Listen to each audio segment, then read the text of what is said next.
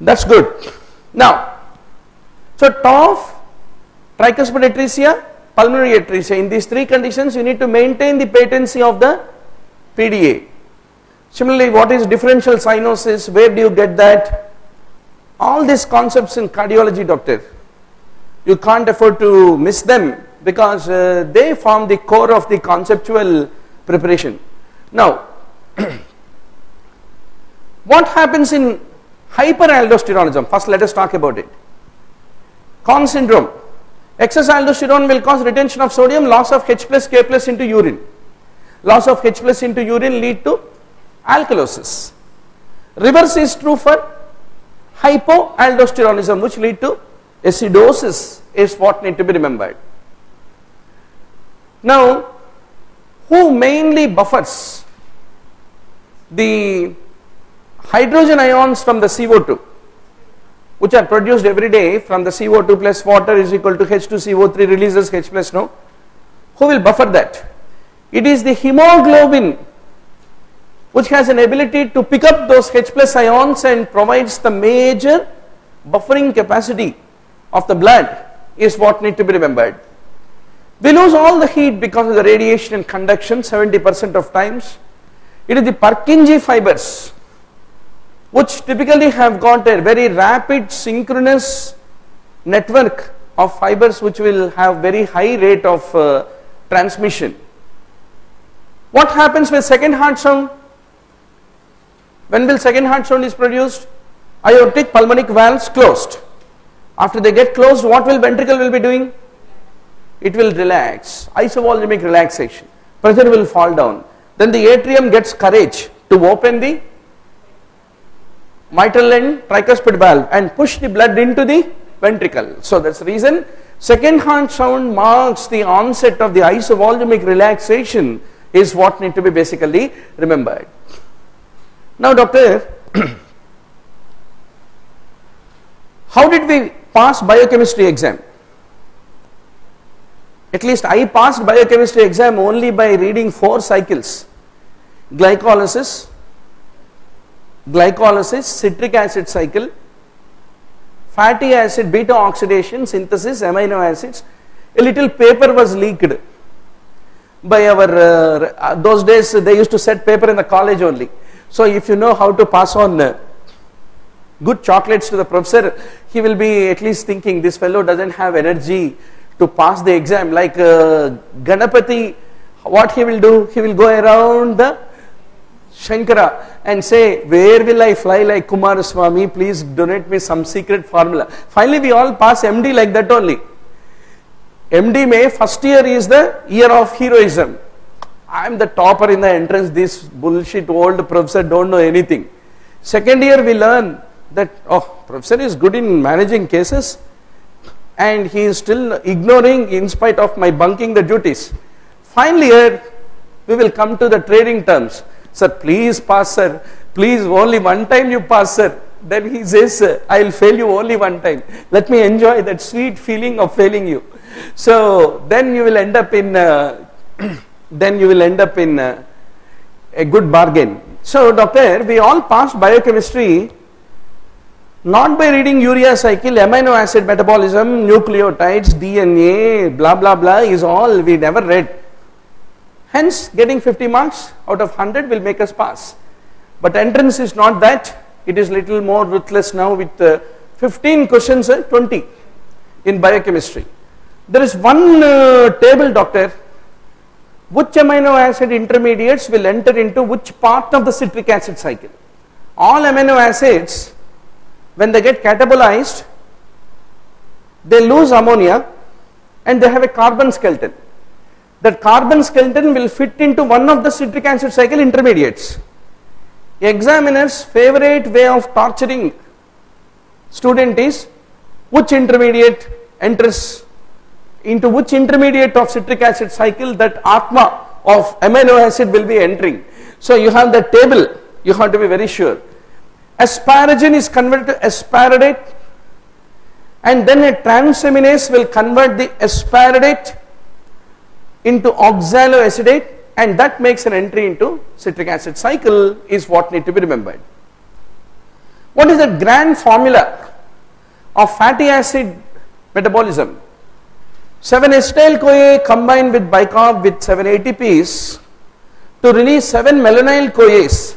There is no role for FADH2, but there is a role for NADPH, ATP and vitamin B12 in this process is what need to be remembered. Now shoot me an answer, doctor.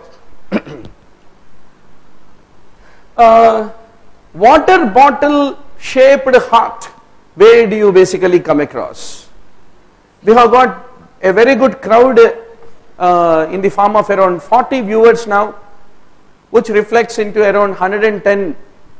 Now tell me, where do you find water bottle shaped heart? One strong answer, excellent. Our online student Dr. Anju, Kriti, everyone rightly answered it as pericardial effusion is the underlying cause. Now gangliosides and hormone receptors are a very unique feature only of plasma membrane. Now Dr. Figlu, have you heard this? Formiminoglutamate acid, Figlu. So where do you find that fundamentally? For the serine to become glycine, glycine to become carbon dioxide and ammonia, formiminoglutamate forming from histidine to convert into glutamate, you basically require tetrahydrofolate as a cofactor for all these reactions. Whenever there is a folate deficiency, then the Figlu cannot convert into glutamate because of the lack of tetrahydrofolate, and hence Figlu get accumulated, and increased Figlu is an important diagnostic marker of the deficiency of the folate is what you have to fundamentally remember. Now doctor, it is the VLDL which is the source of the cholesterol or triglyceride?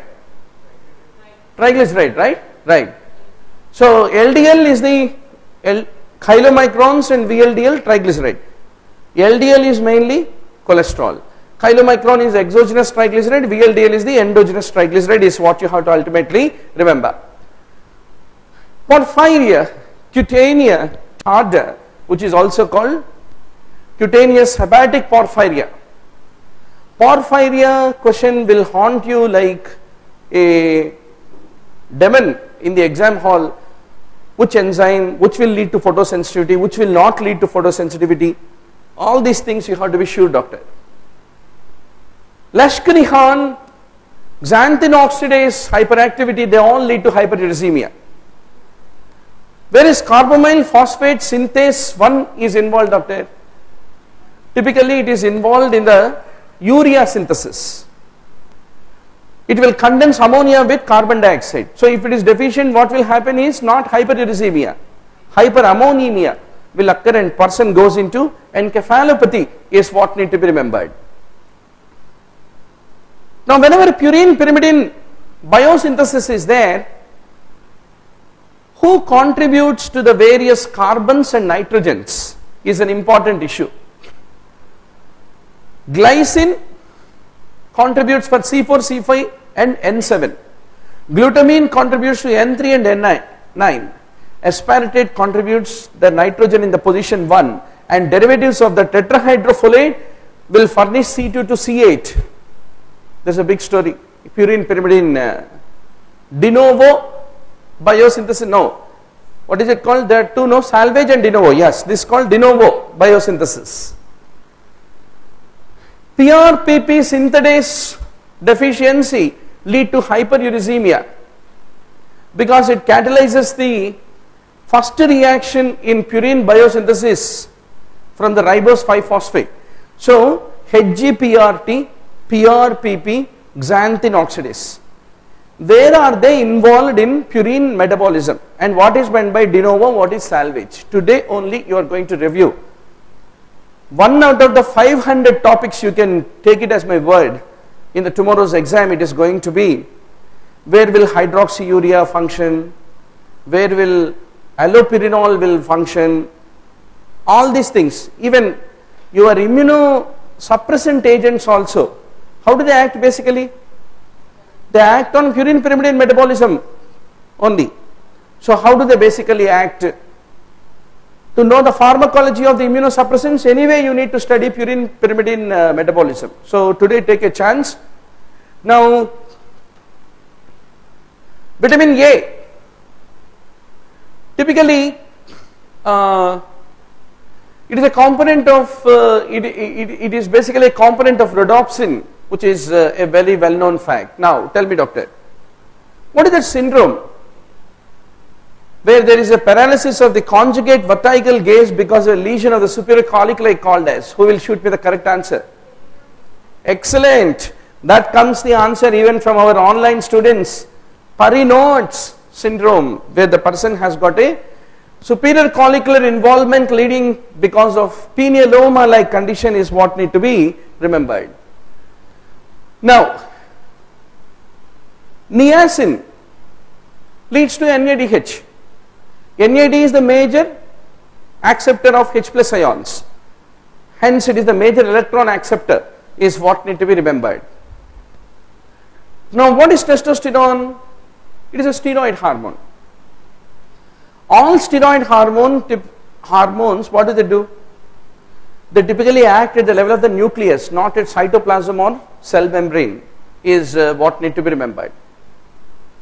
Insulin. Glucagon and insulin are opposition party leaders. Engelmann, Prader-Willi, they exemplify which phenomena, doctor? Imprinting phenomena. So what is meant by imprinting? If both the mother's 15 chromosomes only I got, instead of getting one from father, one from mother, then I will show some abnormality, which is different from another guy who got both 15 from the father only, Prader-Willi, Engelmann. So which is called phenomena of genomic imprinting. What is retinoblastoma? If there is a mutation, that mutation will produce heterozygous genetic composition.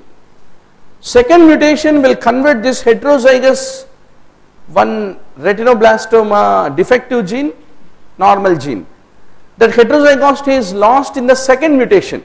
It's called Knudson's two-hit hypothesis, it is called as, where there is a loss of heterozygosity with the second mutation, which lead to the retinoblastoma development is what need to be basically remembered. Now tell me, doctor, which nerve mediates the taste from the epiglottic area, swallowing, elevation of palate and a midline position of uvula? Which nerve? Who will give me the correct answer?